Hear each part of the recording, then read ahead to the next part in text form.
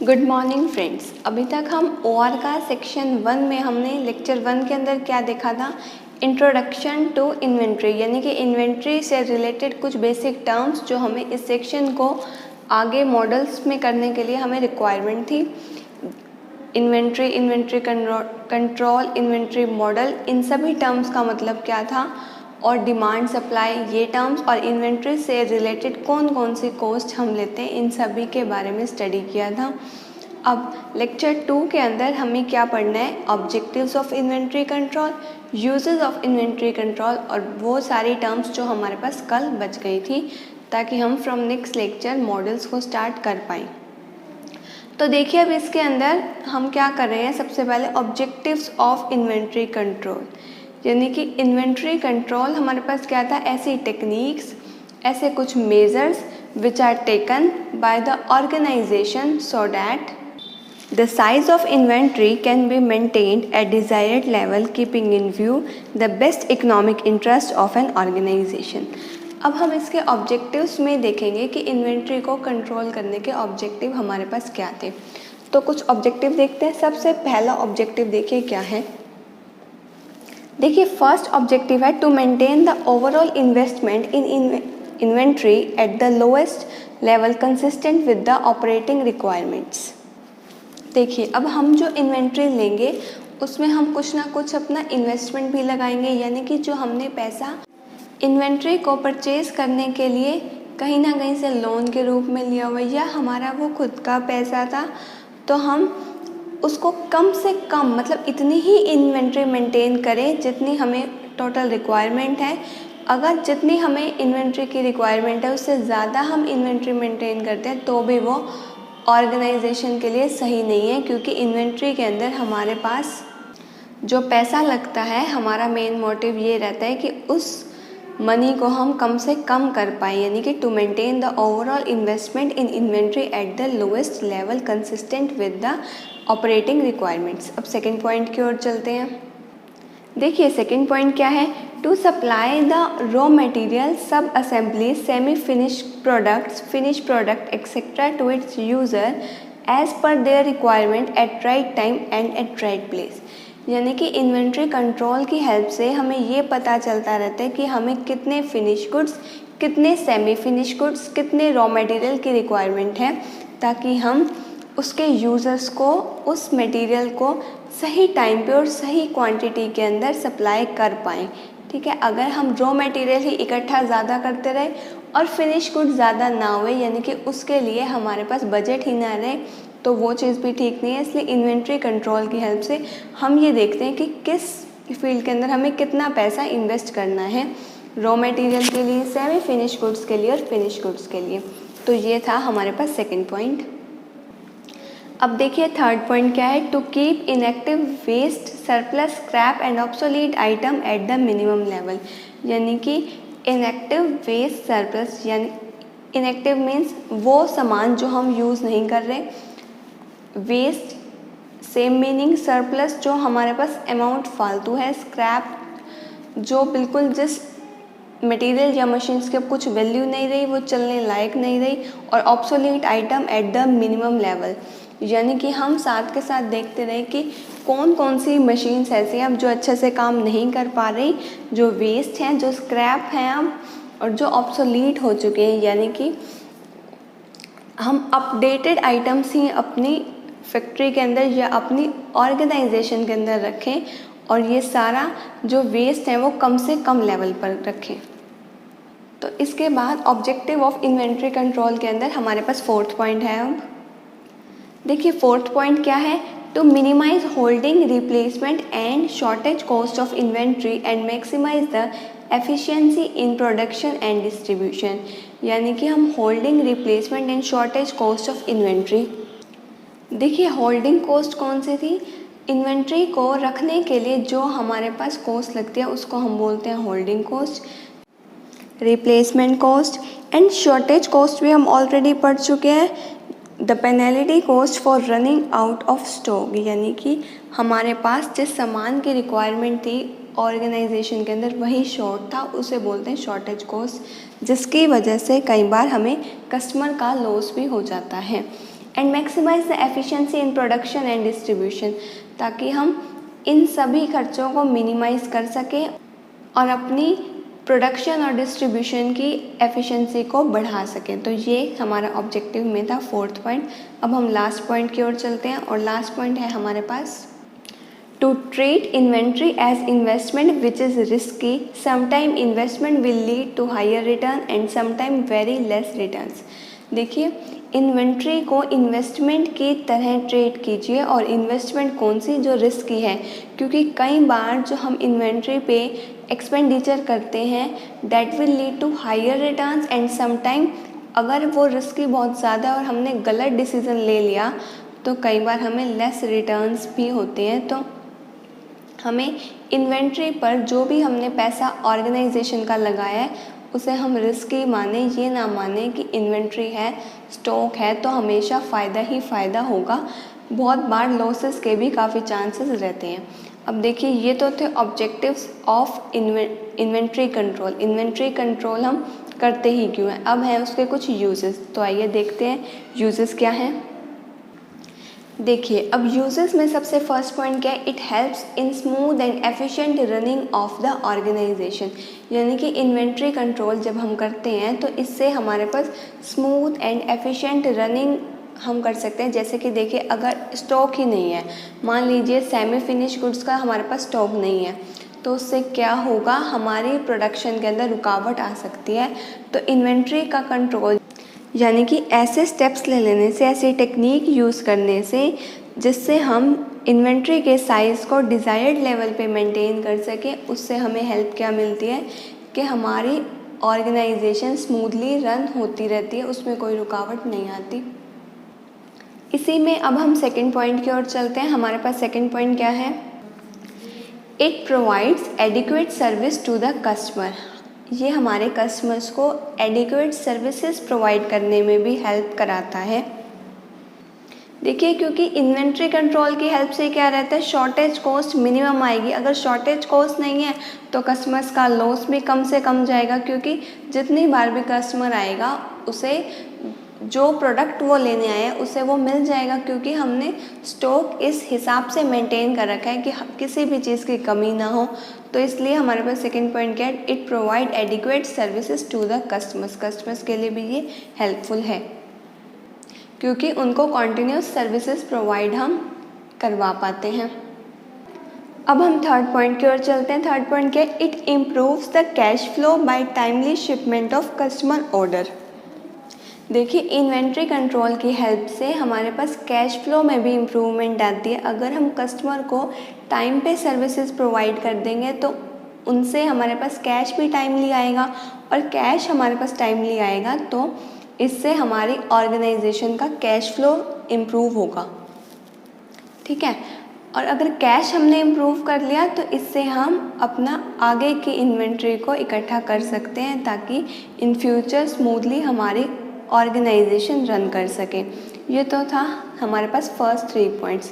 अब हम next point की ओर चलते हैं। देखिए, नेक्स्ट पॉइंट क्या है, हमारे पास नेक्स्ट पॉइंट है, it helps in minimizing the loss due to deterioration, obsolescence and damage.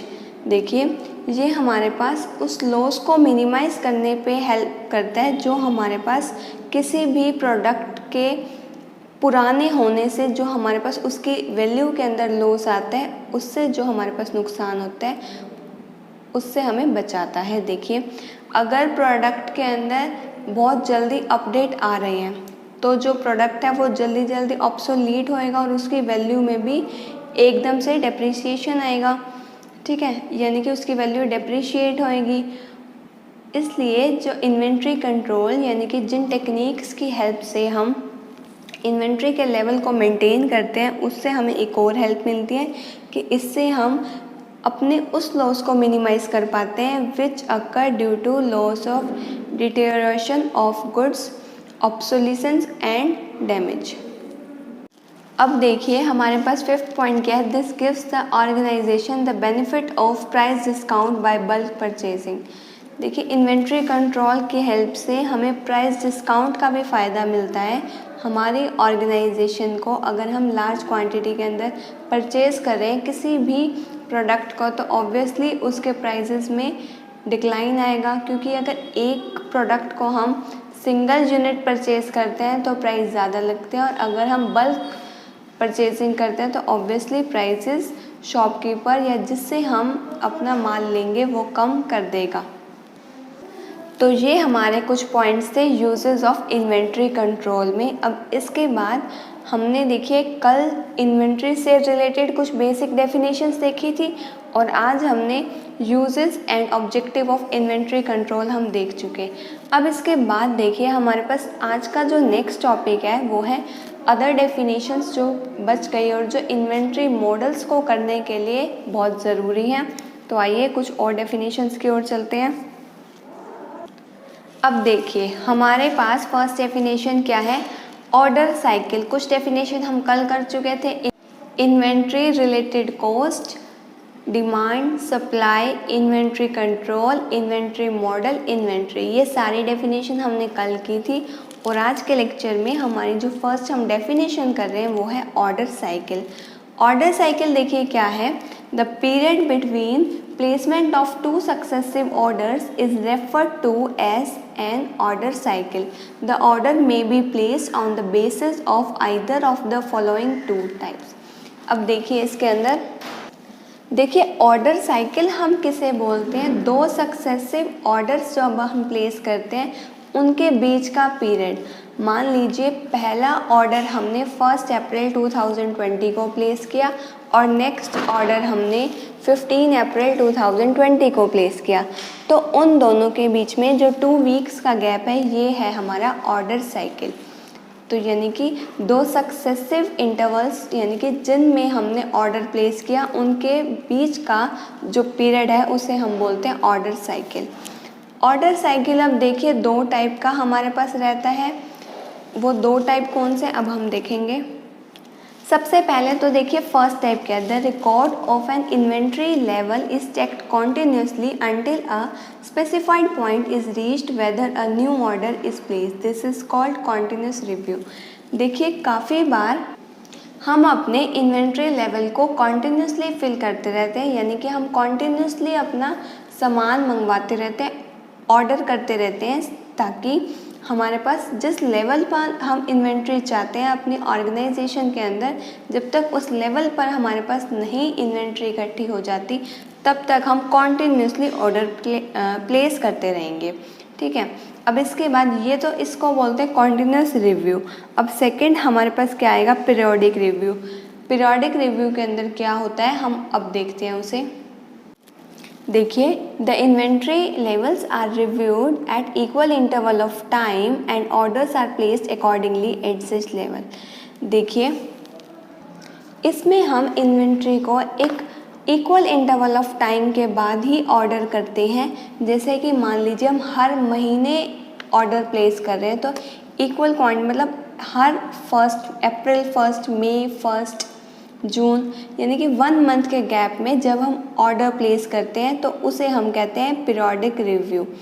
अब देखिए 1 मंथ कोई स्पेसिफिक नहीं है, 1 ईयर 2 वीक्स कुछ भी हम पीरियड ले सकते हैं, लेकिन जब ऐसे डिफरेंट पीरियड्स के बाद हम ऑर्डर को प्लेस करते हैं तो उसे हम बोलते हैं पीरियोडिक रिव्यू। अब इसके बाद देखिए ये तो था ऑर्डर साइकिल के अंदर दो टाइप्स यानी कि दो बेसिस जिसके अकॉर्डिंग हम ऑर्डर प्लेस कर सकते हैं। दोनों ही टाइप्स हमने पढ़ ली, continuous review and periodic review. इसके बाद हमारे पास नेक्स्ट टॉपिक है इकोनॉमिक ऑर्डर क्वांटिटी। अब हम चलते हैं अपने नेक्स्ट टॉपिक के ऊपर, इकोनॉमिक ऑर्डर क्वांटिटी, और बहुत इंपॉर्टेंट डेफिनेशन भी है इस सेक्शन की। देखिए इकोनॉमिक ऑर्डर क्वांटिटी क्या है, the order in quantity that balances the cost of holding too much stock where the cost of holding in small quantities too frequently is called economic order quantity.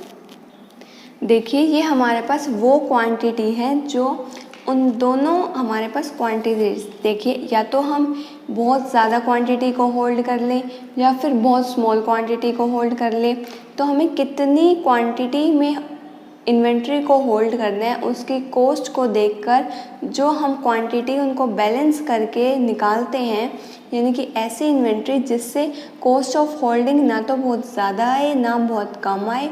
अगर देखिए कहीं हमारे पास small quantities के अंदर जब हम होल्ड करें, कई केसेस के अंदर कॉस्ट उस केस में भी ज़्यादा आ सकती है, और अगर बहुत ज़्यादा क्वांटिटी के अंदर हमने होल्ड कर लिया तो क्या पता रेंट ऑफ स्पेस ही हम बहुत ज़्यादा भर दें। तो इसलिए ऐसी क्वांटिटी ऑफ इन्वेंट्री और material that balances the cost of holding too much stock via the cost of holding in small quantities too frequently is called economic order quantity। ठीक है, यानी कि economic order quantity is that size of order which minimises total cost of carrying inventory and ordering cost, यानी कि carrying cost inventory and ordering cost of inventory per unit time period को जो भी cost हमारे पास minimise करती है उसे हम कहते हैं इकोनॉमिक ऑर्डर क्वांटिटी, यानी कि बिल्कुल ऐसी क्वांटिटी जो दोनों ही कॉस्ट को बैलेंस कर दे। ठीक है, अब हम नेक्स्ट डेफिनेशन की ओर चलते हैं। अब हमारे पास नेक्स्ट डेफिनेशन है stock replacement. The rate at which items are added to the inventory is called rate of replenishment. देखिए, जिस रेट के साथ हम आइटम्स को अपनी इन्वेंट्री के अंदर ऐड करते हैं उसे हम बोलते हैं rate of replenishment. The actual replenishment of item may occur at a uniform rate और बी इंस्टेंटेनियस ओवर टाइम। और जो हमारे पास एक्चुअल रिप्लेनिशमेंट है हमारे प्रोडक्ट की या हमारे आइटम्स की, वो देखिए दो केसेस में होगी, या तो बहुत यूनिफॉर्म या फिर instantaneous. Usually uniform replacement occurs in cases when the item is manufactured within the factory, while instantaneous replenishment occur in cases when the items are purchased from outside sources। देखिए, uniform replacement obviously अगर हमारे पास खुद की कोई machinery है और हम उससे अपनी प्रोडक्शन कर रहे हैं, तो मान लीजिए वो पर डे 100 पीसेस बनाती है तो रोज़ 100 पीसेस ही बनेंगे। अगर हमारे पास उससे ज़्यादा क्वांटिटी चाहिए तो 100 से ज़्यादा नहीं बन सकते, क्योंकि वो मशीन एक दिन में 100 ही बना सकती है। मान लीजिए हमें कम क्वांटिटीज़ चाहिए तो हम ये कर सकते हैं कि उस मशीनरी को थोड़ा कम टाइम चलाएं। तो देखिए, अगर हम प्रोडक्ट को खुद मैन्युफैक्चर कर रहे हैं, हमारे पास खुद की फैक्ट्री है, तो यूनिफॉर्म रिप्लेसमेंट का केस हम लेते हैं मोस्टली। लेकिन अगर हम प्रोडक्ट को किसी दूसरी फर्म से ऑर्डर करके मंगवाते हैं तो उस केस के अंदर हमारे पास इंस्टेंटेनियस रिप्लेसमेंट होती है। आउटसाइड रिसोर्सेज यानी कि आउटसाइड सोर्स की जब बात आ जाए उस केस में इंस्टेंटेनियस रिप्लेसमेंट, और जब खुद की फैक्ट्री हो, खुद हमें मैन्युफैक्चर करना है, खुद हम डिसाइड करें कि कितनी नंबर ऑफ यूनिट्स हमें प्रोड्यूस करनी है, तो मोस्टली हम यूनिफॉर्म रिप्लेसमेंट का केस ही लेते हैं। अब देखिए, ये तो थी स्टॉक रिप्लेनिशमेंट की डेफिनेशन। नेक्स्ट हम जो डेफिनेशन कर रहे हैं वो है रीऑर्डर क्वांटिटी। अब देखिए हमारे पास रीऑर्डर क्वांटिटी की क्या डेफिनेशन है। The quantity ordered at the level of minimum stock is known as reordered quantity. In certain cases it is the economic order quantity. देखिए, जो वो क्वांटिटी जो हम तब ऑर्डर करते हैं जब हमारे पास मिनिमम स्टॉक रह जाए, उसे हम कहते हैं रीऑर्डर क्वांटिटी। यानी कि देखिए, जैसे इतने हमारे पास इन्वेंट्री तो रखी ही होनी चाहिए, यानी कि इतना स्टॉक तो हमारी शॉप पे पड़ा ही होना चाहिए। उस क्वांटिटी को मेंटेन करने के लिए जितना ऑर्डर हम करते हैं उसे हम बोलते हैं रीऑर्डर क्वांटिटी। ठीक है, अब नेक्स्ट हमारे पास डेफिनेशन है टाइम हॉरिजन की। द पीरियड, देखिए इसकी डेफिनेशन क्या है। The period over which the time cost will be minimised and inventory level will be controlled is known as time horizon. देखिए, ऐसा टाइम पीरियड जिसमें हम अपनी कॉस्ट को मिनिमाइज कर सकें और इन्वेंट्री लेवल को कंट्रोल कर सकें उसे हम बोलते हैं time horizon. This can be finite और infinite depending upon the nature of demand. देखिए, ये जो टाइम हॉरिजन है हमारे पास, दिस मे बी फाइनाइट और infinite, it all depends upon the nature of demand. देखिए, ये यहाँ तक हमने किया टाइम हॉरिजन के डिफाइन। अब इसके बाद एक या दो डेफिनेशन ही हमारे पास बच गई है, तो हम अपने नेक्स्ट डेफिनेशन पर चलते हैं। देखिए नेक्स्ट डेफिनेशन है लीड टाइम की, और ये लीड टाइम भी एक बहुत इंपॉर्टेंट डेफिनेशन है इस सेक्शन के अंदर। लीड टाइम क्या है? The time gap between placing an order for the time and actually receiving the item into the inventory is referred to as lead time. देखिए वो टाइम जब हम ऑर्डर को प्लेस करते हैं और जब उसे एक्चुअली रिसीव करते हैं। मान लीजिए हमने 1 अप्रैल 2020 को अपना ऑर्डर प्लेस किया और उसे हमने रिसीव किया 3 अप्रैल 2020 को। तो ये जो 2 दिन का था, 2 दिन का ये जो गैप था, इसे हम बोलते हैं लीड टाइम।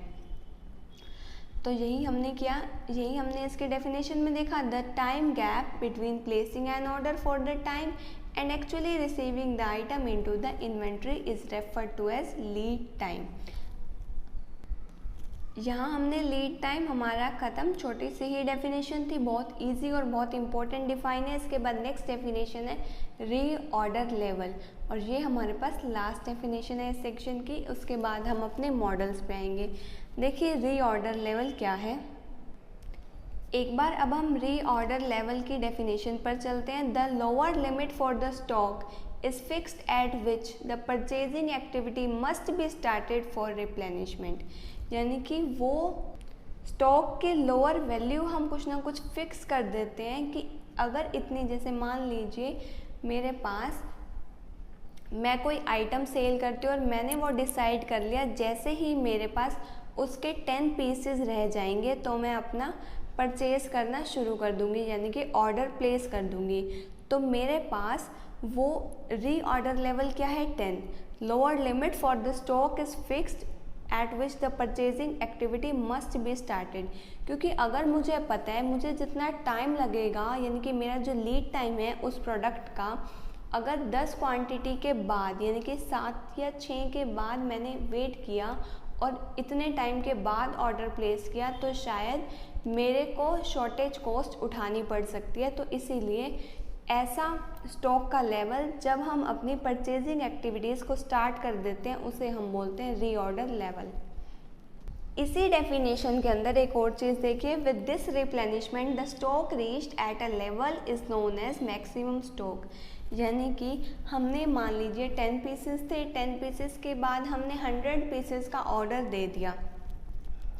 इस ऑर्डर के बाद जिस लेवल पर हमारी क्वांटिटी पहुंच गई अब, यानी कि 110 पीसेस हमारा क्या है? Maximum stock. तो with this replenishment the stock reached at a level is known as maximum stock. The level between the minimum and maximum stock is reorder level. ठीक है, तो यहाँ पर हमारी ये डेफिनेशंस कंप्लीट। अब इसके बाद हम नेक्स्ट अपनी वीडियो के अंदर इकोनॉमिक ऑर्डर क्वांटिटी के कुछ मॉडल्स पर आएंगे।